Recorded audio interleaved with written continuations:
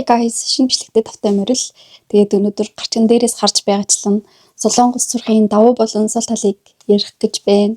Тэгээд энэ болохоор миний туулсан туршлага тэгээд надад санагдсан зүйлүүд болохоор бусад хүмүүсийнхаа өөр ээж болно. Тэгээд авахын аваад, хаяхын хаяад, техникийн хажуугаар өнгөрүүлээд тэгээд бичлэгтэй тавтай морил. Солонгос сурахын давуу талаас нь эхлээд ярих гэж бодлоо. Тэр нь болохоор би даах чадвар буюу амар их хариуцлагатай болдог юм лээ. Яагаад гэвэл энд ганцаараа тэгээд ингээд түрээс төлөөд ажил хийгээд амьдарч байгаа болохоор наад дахын цаг барих ч юм уу тиймэрхүү юмд айгу хариуцлагатай болдог гэх юм уу. Тэгээд ер нь бол маш их төлөвшөж хариуцлагатай болдог. Тэгээ хоёр дахь нь болохоор мэдээж өндөр түвшний боловсрол Солонгос улс гэдэг бол дэлхийдээ нэр төртэй тэгээд би тэгтээ нэг амар солонгосын магтаад байгаа юм биш л дээ. Зүгээр л бусад орнуудтай харьцуулах юм бол гадаад оюутнууд их сурдаг шүү дээ. Монгол гэлтгүй зөндөө их Аз, Европ LTV хүүхдүүд ирж сурдаг. Тэгээд өндөр түвшний боловсралтай багш нарын заах арга барил ч юм уу тиймэрхүү даваа талуудтай болохоор ер нь бол хавилын мэдлэг хуримтлуулж чадна. Тэгээд хичээлээ үнэхээр сайн хийх юм бол ер нь болохгүй юм байхгүй шүү дээ. За дараагийнх нь болохоор хичээл их орчин тэгээд аюулгүй байдал ер нь бол сайн. Гэхдээ би аюулгүй байдлыг сайн гэж хэлж чадахгүй байна. Яг гэвэл Солонгос амар их олон хүн амтай 50 сая 55 сая ч лөө тийм их хүн амтай тэг ялангуяа сөүл дотор бол бүр их хүмүүс нь цугларч ингэж амьдардаг болохоор хэрэг төг угаасаа их гардаг. Гэхдээ бас гайгүй. Одоо бусад орнуудыг бодоход бол бас гайгүй гэж бодож байна. Урах орчинг нь аюул сайн бүрдүүлж чаддаг гэж боддог. Их сургуулиудад ялангуяа номын сан тэгээд ингээд хичээлийн жижигэн лоунж, статик кафе ч юм уу тиймэрхүү газар зөндөө их байдаг. Ингээ кампус болгон дээр. Тийм учраас хүүхдүүдийн одоо хичээлээ хийх дээр ингээ чөлөө цагаараа хичээлээ хийгээ суух газар ер нь бол ихтэй. Тийм учраас хүүхдүүд хичээлээ сайн хийж чадах юм орчин нөхцөл байдлаар хангагдсан гэж боддог. Тэгээ би Монголд яг бакалавр сурч үзээг болохоор бас яг ямар гэдэг мэдэхгүй л энэ л да адилхан байгаа байх. Гэхдээ ямар ч байсан ер нь бол энийг даваа талд нь оруулчихъя. Тэгээд дараагийнх нь болохоор гадаад оюутнуудад тэтгэлэг их сайн өгдөг. Солонгос улс бол үнэхээр хичээж байгаа дүн өндөр, топик гонон өндөр ч юм уу тийм хүмүүстэд үнэхээр их сайн тэтгэлэг олгодог. Тэгээд том сургуулиуд тэтгэлэг ер нь топ их сургуулиуд тэтгэлэг аюу их алаантай байдаг юм байна лээ. Одоо чиний голч 354 байсан ч гэсэндээ яг ч тийм өндөр тэтгэлэг авна гэсэн баталгаа нотлого ч юм уу тийм байхгүй. Яг ингэ хүүхдүүдэд алалцчихж ингэж авна. Тийм учраас хичээлээ аюу сайн хийх хэрэгтэй. Гэхдээ ер нь бол үнэхээр сайн хийж байх юм бол тэтгэлгийг хатгалаад сурж бол чадна гэсэн үг. Тэгээд сүүлийнх нь болохоор гадаад оюутнуудтай найзлаад ингэж бусад улс орны соёлыг бас ингэ мэдэж авах боломжтой байдаг. Энд чи ингээд зөвхөн ингэ ганцаараа байгаад тахгүй, зөвхөн солонгос хүүхдүүдтэй найзлаад тахгүй. Тэгээ энд зөндөө их гадаад хүүхдүүд байгаа. Тэгээд тэр хүүхдүүдтэй чи найзлаад өөр орны соёл юу гэдгийг тиймэрхүү юмнуудыг бас суралцаад явж болно гэсэн үг. Тэгээ аюу сонирхолтой байдаг. Ингээд өөр орны хүүхдүүдийн соёлыг ингээд сонсонгууд ийм юм байд юм уу гэд ч юм уу тэгээд тийм байдаг. Тэгээ ялангуяа нөгөө хэлний бэлтгэлд хахад дан гадаад хүүхдүүд байгаа шүү дээ. Солонгосчууд байхгүй. Тэнгүүт амар өөр орны хүүхдүүд байдаг болохоор тэр хүүхдүүдтэй ингээд найзлаад цаашдаа ингээд явах боломжтой байдаг. Адилхан ингээд гадаадд сурч байгаа болохоор ер нь бол адилхан л зовлон нэгтэй зоох үедээ зовоод хавтай жаргах үедээ гоё гадуур гараад жаргаад гэх юм уу. Тэгж явж болно. Тэгээд сургуулаас бас нөгөө нэг юм гадаад хүүхдүүдэд зориулсан юм ивент айгүй юу зохиодог манай сургууль ялангуяа тэрэндээ ингээд өөрөө ингээд бүртгүүлээд явах юм бол чи гадаад хүүхдүүдтэй хамт ингээд 7 хоног болгон ч юм уу 2-7 хоногт нэг удаа ч юм ингээд гадуур гараад ингээд солонгос хийж болох сонирхолтой юмнуудыг хийж болдог. Цаанаас нь сургуулаас ингээд тодорхой хэмжээний мөнгө өгөөд тэгээд тэр нь тийм чих мөнгө шилээ. Тодорхой хэмжээний мөнгө өгөөд тэгээд ингээд та нар ингээд хөгжил дээрээ гээд бидний төлөө биднийг одоо ингээд солонгост ингээд бити ганцаардаасаа бити ингээд зөвхөн хичээлээ хийгээ яваасаа ч гэх юм уу нэг тийм зүйлийн төлөө ингээд сургуулаас санаас нь ийм хөрхөн юм хийж өгдөг. Манай сургуулийн хувьд шүү. Тэгээд бусад сургуулиуд ч гэсэндээ ер нь байдаг байх гэж бодож байна. За тэгээд нэг иймэрхүү миний бол Солонгос сургуулийн давуу тал гэх юм бол би яг иймэрхүү юмнуудыг хэлэх юм байна. Тэгээд өөр одоо юу гэж болох вэ? Мэдээж маш их ганцаараа байгаа учраас ер нь ганцаараа юм гэдэг чинь тийм муухай зүйл бас биш нэг талаараа айгүй өөрийгөө олж мэддэг. Би яг юунд дуртай юм бэ? Юунд дургүй юм бэ те? Би ингэ найзуудтайгаа байхдаа гоё юм уу? Эсвэл ганцаараа байхдаа гоё юм уу гэдэг юм уу?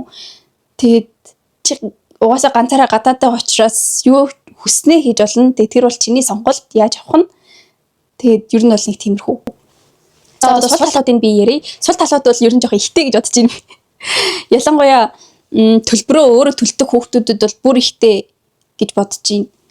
Миний мэдхээр Солонгос сурдаг монголчуудаа ингээд илүү ойрхон байгаа шүү дээ. Яг гадаадууд гэхээс илүү. Тэгээ монголчуудтайгаа бянгууд яг ихэнх нь ижилхэн байдаг нэг тийм дэлхийгээс тасраад өөр байгаад байдаг юм бол байхгүй. Ижилхэн л ер нь нэг зүйлийг тул явж байдаг. Тэр нь болохоор төлбөрөө өөрсдөө төлөөд явдаг хүүхдүүд байгаа. Энэ нь болохоор нэг тийм одоо төлбөрөө арга ирхнээс авч болох ч гэсэндээ одоо арга ирхэндээ юм дарамт авчруулахгүй тул тэ угаасаа эхний бэлтгэлд эрэхтэй амар их мөнгө зарлагадаад ирсэн учраас ахиж ингээ хаав ээжтэй дарамт болохгүй тулд ч гэдэг юм уу. Тиймэрхүү шалтгаанаар ингээд төлбөрөө өөрсдөө төлөхөө сонгоод ажил хийгээ явдаг хүүхдүүд зөндөө байдаг. Эсвэл угаасаа л төлбөрөө ингээд өөрөө төлнө гэд шийдсэн Монголоос эрэхтэй тэгээ шийдсэн хүүхдүүд бас байдаг. Тэгээд яг олон янзын миний хувьд гэх юм бол би бол ялч төлбөрөө өөрөө төлөө явдаг. Би гэрийнхнээсээ авахыг хүсдэггүй. Угаасаа ингээд би сургалтын төлбөр гэхэд бол 4 сая 500 мянган вон орчим бохгүй юу? Тэнгүүд тэр чинь ингээ Монгол мөнгөөр ингээ 10 сая төгрөг болно. Тэнгүүд би энд өөрөө ажил хийгээ төлбөрөө ингээ олоод өгөх юм бол хамаагүй воноороо ялгаатай байдаг байхгүй юу? Тэгээ Монголоос ингээл 10 сая төгрөг ингээ шууд аваад төлбөрөө төлнө гэж бодохоор бас айгүй их мөнгө байгааз тийм учраас хичээлээсээ тэтгэлэг аваад тэгээд ер нь бол тэтгэлэг айгүй их авахыг хичээдэг байхгүй юу? За ер нь сул талаа ярих гэж штэ. Би бүр ёо сул талаа ярих гэж. За сул талуудаас эхлэе заяа. Нэгдүгээр талхлаарэ Солонгос хэлний бэрхшээл буюу Солонгос хэлийг яг сайн сурч чадахгүй байх юм бол амар хэцүү. Сул тал зөндөө их байгаа. Ялангуяа хэлийг мэдгүй шууд ирсэн үедтэй хэлний бэлтгэлийн үед шууд ажил хийн гэдэг бол үнэхээр хэцүү. Ялангуяа таньдаг хүн байхгүй бол ажил олно гэдэг бол бүр байхгүй. Би ягаад гэвэл өөрөө туулж ирсэн болохоор мэдээд байгаа байхгүй юу. Би ямар ч хэлгүй ирж байсан шүү дээ. Тэгээ шууд хэлний бэлтгэлээр тэнгүүд ингээд хэлээ айгүй сайн сурах хэрэгтэй. Ер нь бол ажил хийхгүй байхыг хичээх хэрэгтэй. Хэрвээ ажил үнэхээр хийх байвал чи хичээлээ таслахгүй бас байх хэрэгтэй. Тэгэд энэ айгүй хэцүү байхгүй юу? Ер нь Солонгост сурдаг хүүхдүүдэд ихэнхдээ айгүй их тохиолддог асуудлууд хэлээ сурмаар байдаг, ажил хийж төлбөр олмоор байдаг, хэрэглээнийхээ төлбөрүүдийг олмоор байдаг, түрээсээ төлмөр байдаг. Тэ идэж уух юмаа ингээд хоол ундныхаа ядчил хоол ундныхаа мөнгийг зохицуулмаар байдаг. Тэг хэлээ сурмаар байдаг. Энэ нэг аюу дарамттай байд юм шиг санагддаг. Тэгэд ингээд ажил хийхин тулд хичээлээ таслах хэрэгч гардаг. Одоо эсвэл амар их ядраад нойрон хүрээд ч юм уу. Эсвэл ингээд яг хичээлтэй өдөр ажил гарч ирэх ч юм уу. Тийм үед ялч хичээлээ тасалдаг. Тэг ингээд хичээлээсээ хоцрогдчих гээд байдаг. Тэг энэ аюу нэг тийм том сул тал. Тэгээ хоёр дахь нь болохоор амьдралын зардал аюу өндөр. Солонгост бол ялангуяа нэг сөүл дотор болохоор байрны түрээс гэж нэг аим шиг юм байгаа. Тэр чинь ингээд зөвхөн түрээс биш барьцаан мөнгө өгнө. Барьцаан мөнгө тодорхой хэмжээний 1 сая воноос 5 сая вон ч юм уу 10 сая вон ч юм уу ингээд зөндөх ялгаатай байдаг. Байршлаасаа хамаарат тэгээд одоо бараг 1 сая воны барьцаатай байр олдгооч байсан сүлтэй. Тэмүүдэг 5 сая вон гэдэг чинь их мөнгө шүү дээ. Тийм учраас байранд орохын тулд чи заавал 5 сая вон бас ингээд барьцаанд өгөх хэрэгтэй байх нэ. Тэгээд сар бүр ингээд түрээсээ төлөх ёстой. Тэгэд ингээд жоохон зардал ихтэй байх гэдэг. Атусны мөнгө, даатгалын мөнгө, уцны төлбөр, тэгээ идэж уух, хоол ундны төлбөр ер нь бол зардал ихтэй шүү. Агийнх нь болохоор сургалтын ачаалал их гэж би бичсэн байна энэ дээр. Ялч даалгавар ихтэй, тэгээд аягүй их өрсөлдөөнтэй байдаг. Тэг гадаад хүүхэд гээд харж үздэг багшч байна, харж үздэггүй багшч байдаг. Тэгээд тэр бол ингээ багшаасаа 100% шалтгаална. Хэрвээ хичээлийн үнэхээр хийж чадахгүй ингээ таслаад тий ялангуяа нэг бид нар чинь ингээ ажил хийдэг шүү дээ. Ажил хийдэг болохоор ерөөсөө ингээ хичээлдээ 100% анхаарлаа хандуулж чадахгүй. Тийм учраас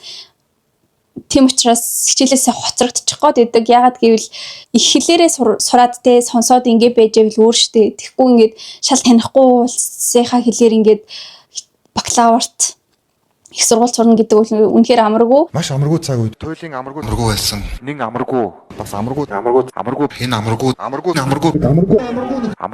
Тийм учраас чи ингээд солонгос хүмүүсээс илүү 2 дахин хичээллээ 2 дахин ч юм уу 3 дахин ч юм уу хамаагүй хичээлээ хийх ёстой.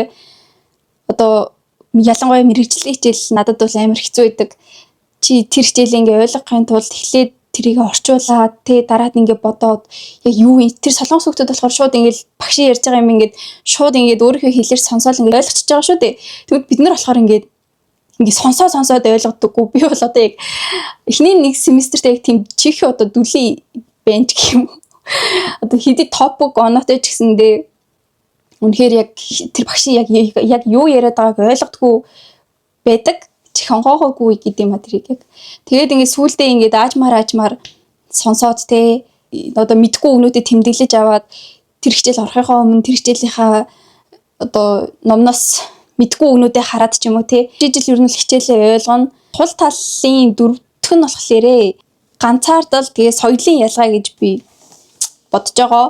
Тэгээд нэгдүгээр дугаасаа яг гэр бүлээсээ хол чи ингээ гав ганцаараа ингээ өөр юу ч болоо юм шиг гэрийнхэнтэйг ингээл гоё юу ч бодохгүй нэг юм бодохгүй ингээ байжгаад гинэт ингээ ганцаараа солонгос ингээ бие дагаад ирнэ гэдэг бол үнэхээр том өөрчлөлт гэх юм уу амьдрал чинь гарч байгаа.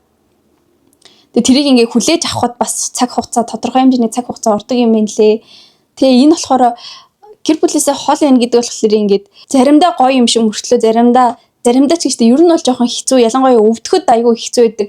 Өвдөхөд тэгээд бас ингээл мөнгөний асуудалтай байх үед тэгээ бас баярын өдрүүдээр амар хэцүү байдаг. Ялангуяа баярын өдрүүдээр нөгөө нэг шинэ жил цагаан сар мараар ялангуяа нөгөө хэлний бэлтгэлд байхад тийм байсан бохгүй юу? Хэлний бэлтгэлийн амралт яг тийм баярын өдрүүдээр амарч таардаг. Амарсан ч ер нь бол амар цөөхөн байдаг.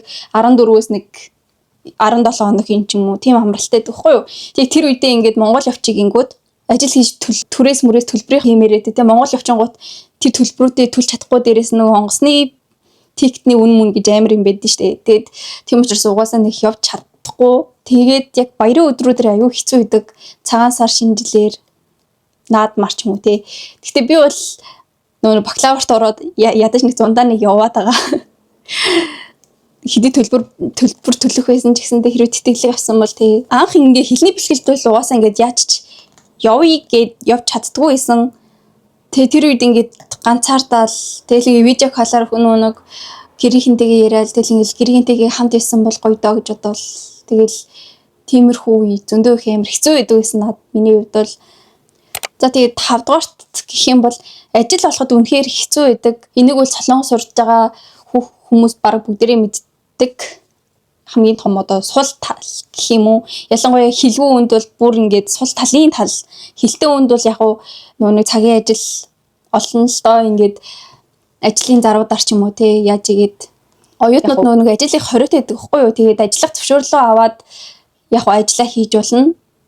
Гэхдээ тэр нь болохоор тодорхой хэмжээний шалгууртай байдаг. Тэгээ хууль бусаар ажиллаж байгаа хэрвээ баригдах юм бол ингээд эхний удаадаа торгууль төлдөг гэсэн. Тэр нь болохоор нэг сая 100,000 вон. Тэгээ хоёр дахь удаага баригдах юм бол шууд Монгол руу явуулдаг гэж сонсч ирсэн. Тэгээд энд ажилладаг хүүхдүүдийнх юм бол заавал зөвшөөрлөө аваасаа. Зөвшөөрлөө аваад ажиллавал амар идэм билээ. Би болохоор нөгөө нэг махны газар зөөгчдөг байхдаа нөгөө ажиллах зөвшөөрлөө аваад ажиллаж исэн тэгвэл ингээд ягаад ч юм ингээд амар тийм дарамт нэг тийм нуруунаас том ачаа аваад ачаа авсан юм шиг санагдчихсэн. Яг ажиллах зөвшөөрөл аваад ажиллаж байгаа болохоор ерөөсөө нэг тийм айц байдаг гэсэн. Тэгээ авахаасаа өмнө болохоор бүр ингээд амар их айдаг гэсэн. Яна ингээд гинт цагдаа ороод ирэх үед ч гэх юм уу. Нүүн шалгалт ихтэй үед үнэхээр их айдаг гэсэн. Тэгээд ингээд ажиллах зөвшөөрлөө авчих юм бол ингээд аюу гоё тухтай сайхан ажиллаж болдог шүү. Тэгээд та нарт гэж хэлэхэд хэрвээ солонгост ажиллах гэж байгаа бол ажиллах зөвшөөрлөө аваад ажиллаарэ. Тэгээд тийм их хэцүү бичиг баримт бол биш юм лээ. Чи өөрөө ингээд хуваараа бүр төлөл наад захын тал нэг хитэн бичиг баримт хэрэгтэй болт юм лээ. За нэг иймэрхүү энэ да миний туршлагаас гэх юм бол солонгос сурахад одоо тохиолдсон давуу болон сул талууд гэх юм уу. Би бас ахаад тусдаа нэг нөгөө одоо хэлний бэлтгэлээр яаж ирэх үү? Бакалавраар ирсэн дээрөө тиймэрхүү бичлэг хий гэж бодож байгаа. Тэгээд бичлэгтэйгээ хамт байсанд баярлалаа. Тэгээ энэ болохоор зөвхөн миний л одоо үзэл бодол ингээ бусад хүмүүс миний үзэл бодлоос өөр үзэл бодолтой байж болно. Тэгээд авахын аваад хаяхын хаяарэ.